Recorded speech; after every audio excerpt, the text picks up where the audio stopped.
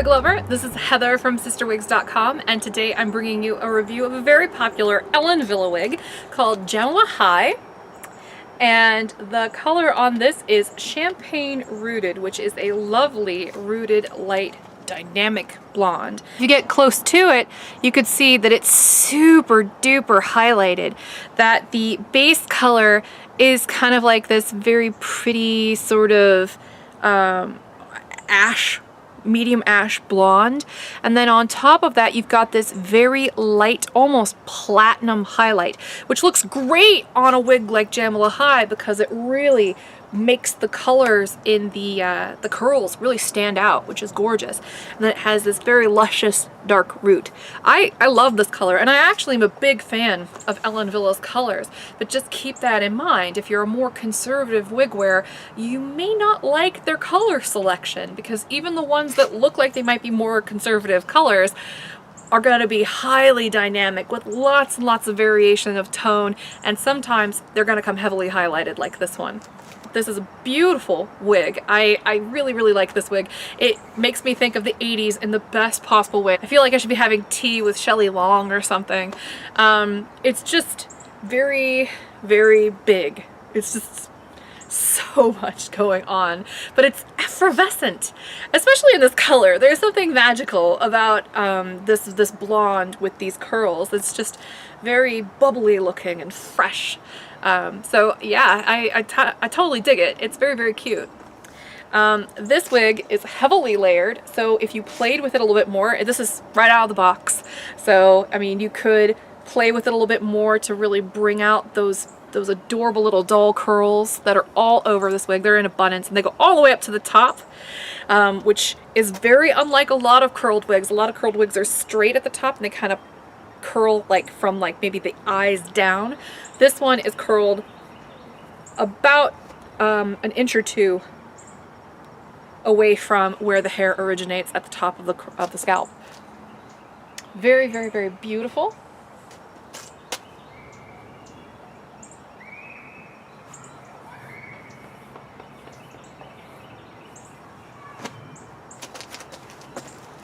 Had to bounce because it's so bouncy. She's symmetrically cut, so you can part her in any direction you want. She comes with a part on the side, though. In this case, it came on the left side, so I'm just going to keep it where it is because I don't feel like wrestling with the hair, and I don't want to train this wig because I plan to resell it. But very beautiful wig, looks just like the manufacturer photos, which again, I find a very, very big virtue in any wig. Just really beautiful. So let's talk some specs, shall we? This wig weighs about 4 ounces, so it's a little heavy for the length, but that's because it's just really dense. You get a lot of hair with this particular wig. The crown, these measurements don't even matter because the whole wig is curled, so the measurements are going to vary. So I think the only one that's of any real importance are the front and the back. So the front is about anywhere from 4 to 7 inches. So I'll just put it there for you to do what you will. And then the nape is anywhere from 3.5 to 9 inches.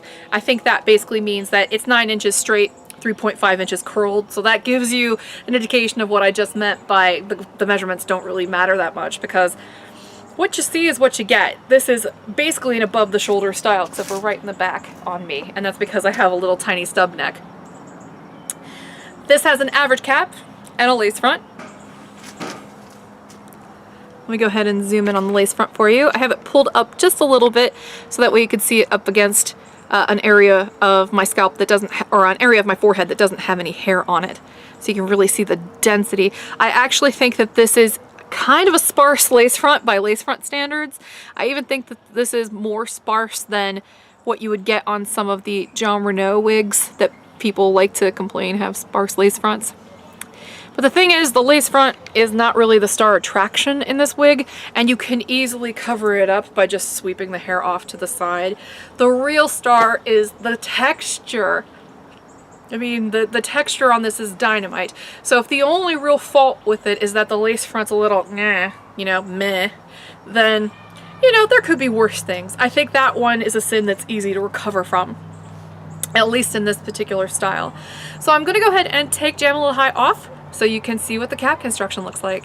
So again, we have that telltale spade pattern where the permatease lives. It's concentrated here right at the crown. The back is relatively stretchy, but it doesn't stretch a whole lot. The perimeter stretches a little bit more. And then we've got Velcro tabs to adjust it about a ½ inch all the way around. And then this is a very soft felt nape. This is a wig that is only marketed as an Ellen Wille wig. As you can see, the tag does not have one of those stickers on it that some of the Ellen Wille wigs have. And it is open wefted throughout to breathe easily and to ventilate, keep cool during the summer.